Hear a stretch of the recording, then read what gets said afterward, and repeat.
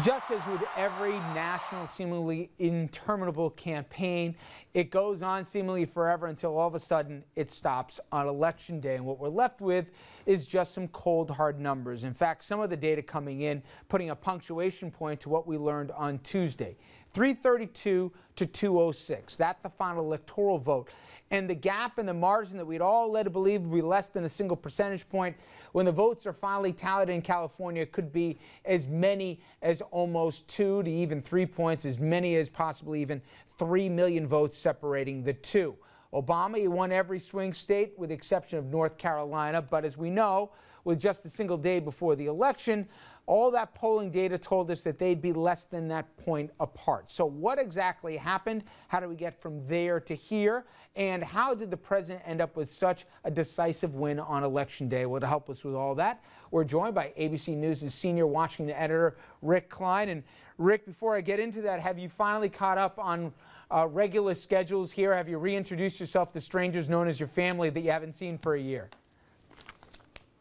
I'm working on it. I think it's going to take at least till Thanksgiving until I feel like a regular person again, but we're getting close. Let's go to the midpoint, or I'd say the two-thirds mark of the campaign. We've now gone through the conventions in Tampa, in Charlotte, and we get up to the first debate in Denver.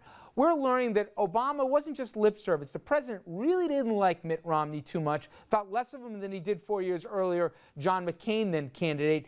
And he did kind of underestimate at least the debating prowess that Mitt Romney would bring to the table. Bring us to that evening in Denver, because it kind of turned this campaign on its head, as we all know.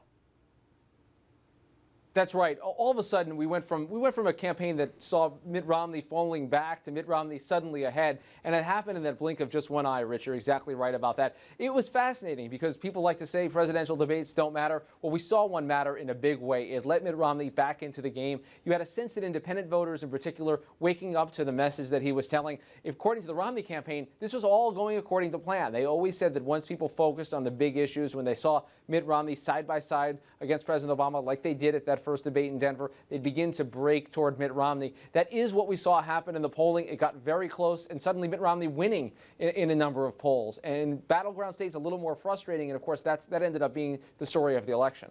Now, to that end, though, Rick, internally, reportedly, the Obama folks believed there were never as much trouble as we thought from the national numbers. Talk about that a little bit, and talk about their apparatus, something we had never seen before here, literally hiring behavioral strategists here, collecting as much information about these undecided, whoever those folks were, that were still on the fence right now. Why were the Obama folks not as nervous as seemingly everybody else here who was watching the race? First of all, there were two very different theories of this race. The Obama campaign and the Romney campaign flatly had different opinions and different theories about who was going to actually vote on Election Day, so they both liked their chances going in. The Obama campaign had the benefit of public polling. Nearly every public poll in the battleground states showing that edge for President Obama. They kept pointing to Ohio. President Obama consistently polling above 50%. Mitt Romney unable to close that gap. They felt good about it. Then you layer on top of that the turnout operation. Literally from the moment that President Obama stopped running last time, you had an intense effort to identify persuadable voters, to find where they live, to find how to persuade them, how to get them, use social media, use any traditional media to try to get them out. And they just had a wealth of data where they were able to tell down to the precinct level, the block level, sometimes individual household level, what that person was. Were they a likely voter? Were they a likely Democrat, a likely Republican, someone that's worth that extra door knock, worth that extra phone call? Now, the Romney campaign had its own efforts to do all of this, but clearly by the results, you had Obama supporters and Democrats show up in very large numbers. Their theory of the electorate ended up being the correct one. I'm going to give you three factors. I know it's a combination of all, but from the Romney perspective, which one hurt the most? One is that he went through a brutal primary process where he really had to attack hard to the right. The second was that the Obama campaign effectively defined him in the early part of the summer that he never recovered. Or thirdly, that 47% tape that seemed to reconfirm to a lot of folks here that this was a guy that wasn't relatable to them. Which of those three to the Romney campaign was the hardest hurdle that they never got over? I think the 47% was the most difficult. The primaries were always going to be tough to move back to the center. Clearly, they had their work cut out for them in doing that. You always knew the battleground map was going to be slightly tilted toward Obama because, of course, he won those states 4 years ago. That's what put them in play. But it was that 47% comment that seemed to take the air out of the Romney argument, because it communicated to people, something the Obama campaign happy to communicate, that this is a guy that says one thing to his rich supporters in private and does something else publicly. It seemed to confirm the worst suspicions of him. So you could see just this pivot point in the campaign before 47% and after. You had the debate come after that, of course, and that seemed to jostle things in another direction. But in retrospect, that 47% comment, one of the most devastating developments that we've ever seen in modern presidential politics. How about Sandy, Rick, and the perceived shotgun political marriage of the president and Chris Christie? I know that really tweaked the Romney folks here. How much of an impact did that have to reinforce the presidential idea of the incumbent and also grind to the halt the 11th hour campaigning?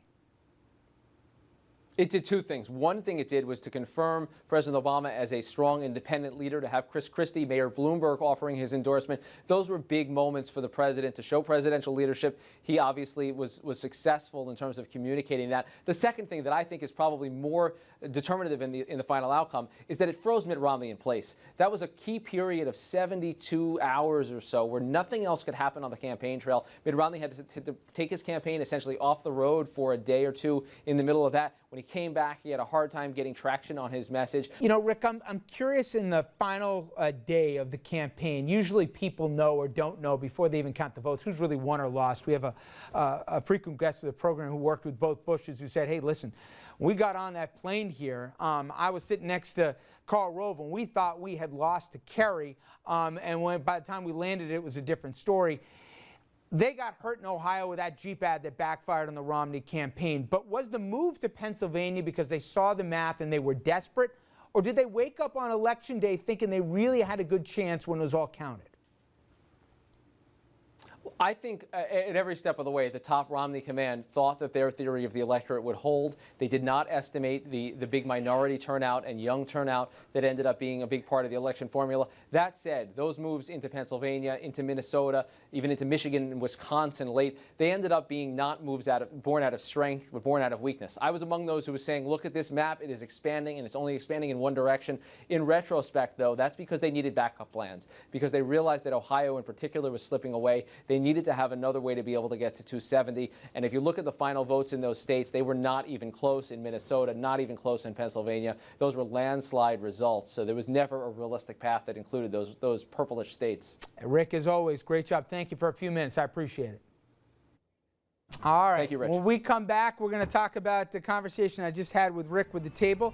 Say where we go from here, the big takeaways from the election, and also our friend Bill here is going to tell us where the GOP as a party goes from here as well. That and the fiscal cliff coming right up. Stay with us as Richard pushes him over the fiscal cliff. Stay with us.